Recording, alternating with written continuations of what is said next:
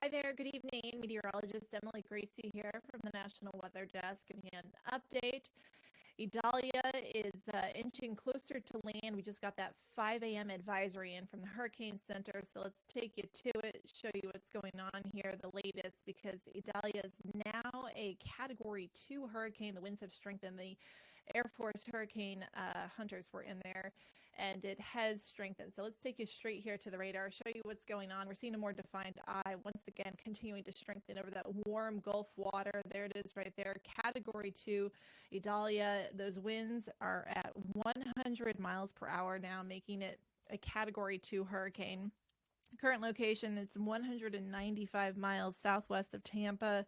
It's 300 miles due south of Tallahassee. So we're expecting those areas that are under a hurricane warning to experience tropical storm conditions very soon, and then experience those hurricane impacts later tonight and tomorrow. So we are still expecting that landfall somewhere right around this Big Bend. It's moving to the north right now at 16 miles per hour. And once it does make landfall, it will take that turn off to the north and east. And the inland impacts will be felt through northern Florida, Georgia, South Carolina, and perhaps even North Carolina. But there's now some new watches and warnings in effect. Let's take a look at the satellite imagery here. This thing is big. Those bands have been impacting portions of Florida throughout the day today. The Keys all the way up into the Tampa area. And now we're starting to see some of those bands along the Panhandle as well. So this is having certainly impacts far and wide. I want to take you to the latest watches, warnings, and advisories here from the Hurricane Center. They should have their graphics updated. They put out the advisory a short time ago, but let's check on those graphics and see how things are looking with that latest cone as well. So here is our cone from 5 p.m. They have updated this. Still expecting a major hurricane landfall tomorrow morning along that Big Bend. Those areas shaded in red, those are the hurricane warnings, and then those areas shaded in blue, those are tropical storm warnings, which you can see now extend up into North Carolina. So there's tropical storm warnings, but then there's also now hurricane watches for portions of Georgia and South Carolina's coastline. So you can see that pink kind of underneath the tropical storm warnings. So that means there could be some hurricane conditions even on the East Coast. The Hurricane Center thinks it could hold on to that hurricane strength for a little while because of that rapid intensification that's going to take place later on tonight and early tomorrow before landfall. So it's going to have a lot of strength as it moves on shore, and then it's going to move pretty quickly out over water by later tomorrow and into early Thursday. So that is taking it off the coast. That track is taking it off the coast and then just kind of lingering in the Atlantic. Not much to steer it after that. So a lot of uncertainty in that long term and also not a lot of movement in the long term.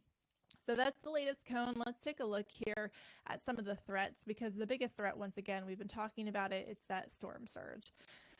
So this is where things get a little bit scary. 10 to 15 feet of storm surge right there in that Big Bend. In fact, I want to take you to a map.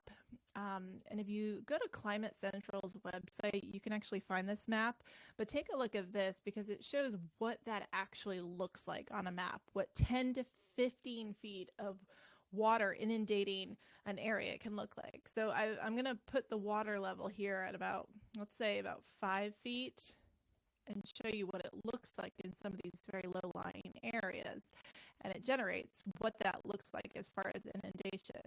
So Appalachia Bay is kind of the area we're honed in on. A lot of wildlife reserves in this area, which is a little bit of good news as far as population, but there's still going to be plenty of people impacted. Right here, this road I'm looking at, even at 5 feet of water inundation, 98 is covered in water. And then some of these inlets really get a lot of the storage as well. So even into Old Town, you can see water inundating right there along the Swanee River. These are areas that need to be aware of that inland surge possibility. When you get it even higher, let's say closer to 8 feet, it really starts to move inland in some areas, and a lot more roads are covered in water. So that's what we're concerned with, is that storm surge where it does make landfall. And then, of course, surge possibilities even on the east coast of Florida. So we'll be watching for that. So that's the biggest concern, is that surge, but there's definitely other concerns as well. In fact, in recent years, there's really been an uptick in issues after a hurricane makes landfall, and that comes with inland flooding. So That's something that's going to be an issue all the way into places like Augusta, Columbia, South Carolina, even into North Carolina along the Outer Banks where some of these really heavy rainfall totals are. So Tallahassee up into central Georgia are going to get quite a bit of rain. We're talking several inches possible. So that flash flooding is going to be a concern. All these areas shaded in red, that kind of swath from one end of the coastline to the other. So that's something to watch for, certainly. Plenty of concerns. Tornadoes are going to be a concern as well as it moves inland, so we'll watch for that.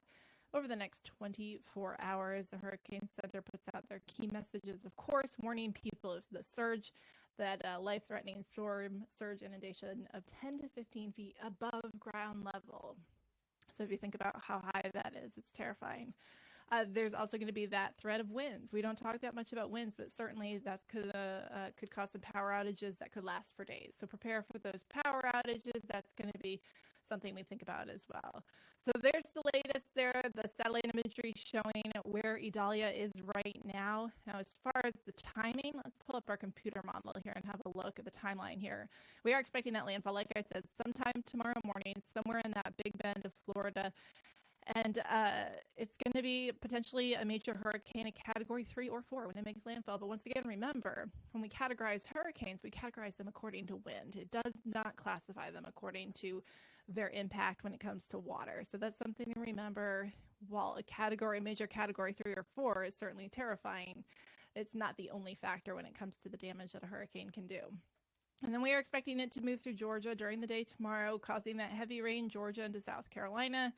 And the center of it moving off the coast somewhere around that North Carolina-South Carolina border, likely later tomorrow into early Friday. So this is Thursday night that we're looking at this point, and it's off the coast there of the Carolinas, and it's just kind of lingering. So this is something we're going to be dealing with the next couple of days, but certainly tonight and tomorrow is when things get very active. We'll continue to bring you updates on the storm, of course, here. And stay safe and continue to keep an eye on our social media pages as well as the National Hurricane Center. A great resource there for any pertinent information. They update it every 3 hours. Stay safe.